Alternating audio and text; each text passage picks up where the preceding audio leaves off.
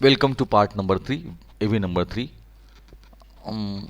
तर काही उदाहरण जे आहे या ठिकाणी एक्झाम्पल जे आहे ते दिलेलं आहे आणि कशा पद्धतीने ते डायग्राम जी आहे ती इथे केलेली आहे. First that if the maximum number of children are to be given the greatest possible chance of realizing their creative potential, schools need to provide rich and broad curriculum that includes the so-called creative subject that are the visual and performing arts. तर शाळेने त्या ठिकाणी अशा पद्धतीने मुलांच्या सृजनशीलतेला wow द्यायला पाहिजे असं त्यांनी म्हटलेलं आहे आणि त्या पद्धतीने विषय जर आपण त्या ठिकाणी तयार केले तर त्या मुलांना त्यांच्या टॅलेंटला एक प्रकारचा वाव मिळू शकतो, एक प्रकारची बहर मिळू शकते. तर आता हीच जी मेन आयडिया आहे ती आलेली आहे forefront of all education educational goals.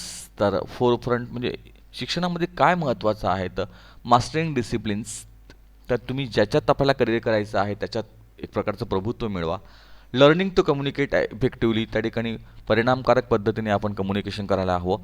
Engaging civically in discussion and argument, so do schools kill creativity. तर चर्चा असतील, संवाद असतील, त्यामध्ये त्या ठिकाणी आपण अगदी चांगलं म्हणून त्या ठिकाणी सहभाग घेतला पाहिजे आणि अशाने त्या ठिकाणी आपली क्रिएटिव्हिटी आपली मरेल का तर नाही मरणार, तर निश्चितच त्या ठिकाणी तिला बहर जो आहे तो येईल. तर काय सत्य आहे, educational goals, what is true, what is beautiful, what is good. तर या पद्धतीने. And second, what if they are serious, what about cultivating real creativity across the curriculum. They need to remember that creativity describes a whole collection of similar but different processes. In other words, they need to understand the central place of the disciplines in education and take them as a starting point in curriculum design. तर ह्या पद्धतीने जर नीट विचार केला तर सगळ्यात महत्त्वाचं की तुम्ही कुठल्या डिसिप्लिनमध्ये जाता आहात आणि आपला स्टार्टिंग पॉईंट करिक्युलममधला काय आहे त्याबद्दलची. तर ही अशी माहिती जी आहे ती आलेली आहे. तर जुलियन ॲस्टल जे आहे त्यांनी ती हा टॉपिक जो आपला आहे त्यांचा होता. पुढे ब्रेन स्टॉर्मिंगमध्ये त्या ठिकाणी दिलं आहे, study the given tabular column in pairs, tell your partner the importance of each given below. तर खाली काही पॉईंट्स आहेत आणि त्याची काय इम्पॉर्टन्स आहे तो आपल्याला सांगायचा आहे. Enhance activities with mind mapping. तर माइंड मॅपिंगच्या माध्यमातून त्या ठिकाणी आपण काही ॲक्टिव्हिटीज ज्या आहेत त्या एनहान्स करणं म्हणजे वाढवणं, टू इन्क्रीज ज्याला म्हणतो आपण. तर explore new ideas and concept. तर नवीन कन्सेप्ट ज्या आहेत त्याला एक्सप्लोर करा, त्याला शोधा आपण. नवीन कन्सेप्ट, नवीन विचार, नवीन संकल्पना. याच्याने काय होतं बघा, help students get a better understanding of new ideas by having them create a mind map. तर एक नवीन मनातल्या कल्पना ज्या आहेत त्या आपल्याला समजतात, कळतात. A mind map can assist with understanding because it conveys hierarchy and relationship, allowing students to see the big picture. तर एक मोठं चित्र जे आहे, मोठा कॅनव्हास जो आहे डोळ्यासमोर उभा राहतो आणि त्या पद्धतीने आपण एक नवीन कन्सेप्टकडे कशा अँगलने बघत आहोत ते या ठिकाणी आलेलं आहे. ब्रेन स्टॉर्म जो आहे, brain storm get creative juices flowing with mind mapping. तर ब्रेन स्टॉर्मिंग जे आहे म्हणजे आपल्या बुद्धीला जी आपण एक प्रकारे बुद्धीला जे आपण चालना देतो ती जी आहे ती तुमच्या माइंड मॅपिंगसाठी महत्त्वाची आहे. Mind maps R a great brain storming tool and can help students let their thoughts flow freely while making important connections between ideas and concept. तर माइंड मॅपिंग जे आहे तर हे सगळ्यात महत्त्वाचं ब्रेन स्टॉर्मिंगसाठी एक टूल आहे. Can help students let their thoughts flow freely. तर अशा अनेक विचार जे डोक्यामध्ये येतात त्यांना ते येऊ देणं, while making important connections between ideas and concept. आणि त्या ज्या विशिष्ट कन्सेप्ट आहे त्याच्यामध्ये त्या ठिकाणी कनेक्शन जे आहे ते टेक नोट्स तयार करणं. Encourage students to engage in active thinking instead of transcription by using mind maps for note making. तर नोट मेकिंगसुद्धा त्या ठिकाणी नोट टेकिंग जे आहे ते सुद्धा महत्त्वाचं आहे. तर मुद्दे काढणं. Mind maps encourage students to focus on keywords and ideas instead of just writing down what the teacher says. तर जे कीवर्ड्स आहेत कुठल्याही लेक्चरचे, कुठल्याही एखाद्या व्याख्यानाचे, कुठल्याही एखाद्या भाषणाचे, ते आपण काढायचे, त्याच्या संकल्पना त्या ठिकाणी एकत्र करायच्या आणि त्या एका याच्यावर त्या ठिकाणी लिहून काढायच्या, त्याला नोट्स तयार करणं असं म्हणतो आपण. Write essays. Students can create and essay outline gather arguments and quotes or brainstorm ideas for your essays with mind maps. तर आपण एसे पण त्या ठिकाणी एसीची आउटलाईन जी आहे ती तयार करू शकतो. मेमोराइज इन्फॉर्मेशन, एखादी माहिती कशी आठवायची. Mind maps activate many levels of brain activity and are a great tool to help with memorisation. तर एखादी गोष्ट कशी आठवणीत ठेवावी यासाठी पण त्या ठिकाणी माइंड मॅपिंगचा वापर जो आहे तो होऊ शकतो. From vocabulary words to foreign language, तर अगदी शब्दसंग्रहापासून तर त्या ठिकाणी एखादी परकीय भाषा शिकण्यापर्यंत त्या ठिकाणी तिच्यातलं जे आठवण आहे ते सुद्धा आपण करू शकतो. Create presentation, have students use mind maps to present information in an interesting and engaging way with mind maps. तर आपण एखादं प्रेझेंटेशन तयार करू शकतो त्या पद्धतीने. Students can use mind mapping software to create a presentation in advance or create one on the spot drawing a live presentation. तर on the spot पण आपण एखादं सादरीकरण जे आहे ते माइंड मॅपिंगने करू शकतो.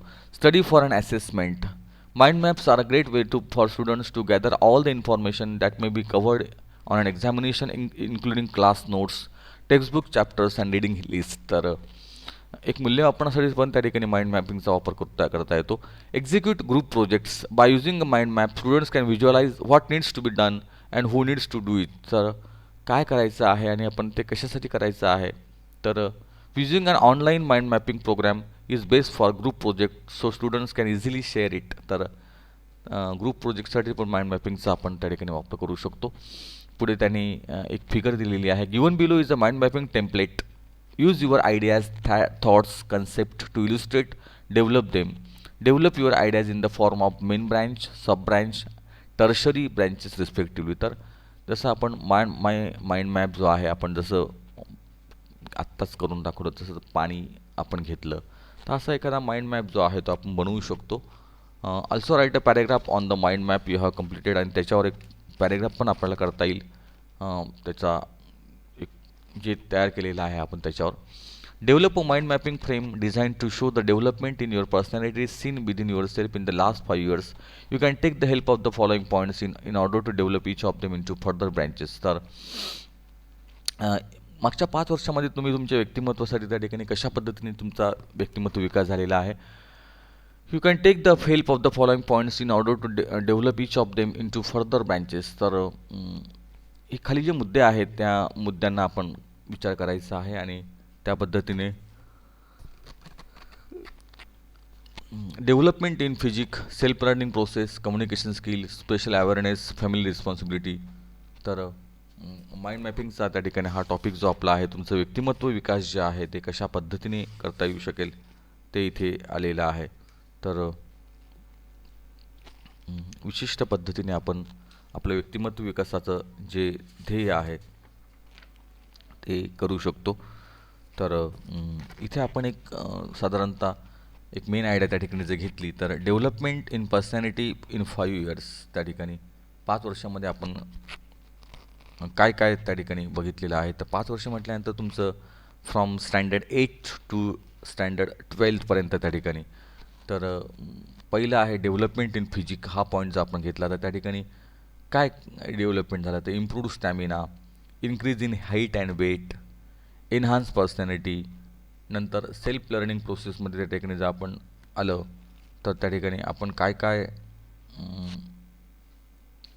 जे आहे सेल्फ लर्निंग प्रोसेसमध्ये त्या ठिकाणी आपण काय केलं तर स्वतःहून त्या ठिकाणी आपण त्या ठिकाणी नोट्स तयार केल्या, त्या ठिकाणी एखादं प्रेझेंटेशन आपण त्या ठिकाणी तयार केलं असं आपण त्या ठिकाणी म्हणू शकतो.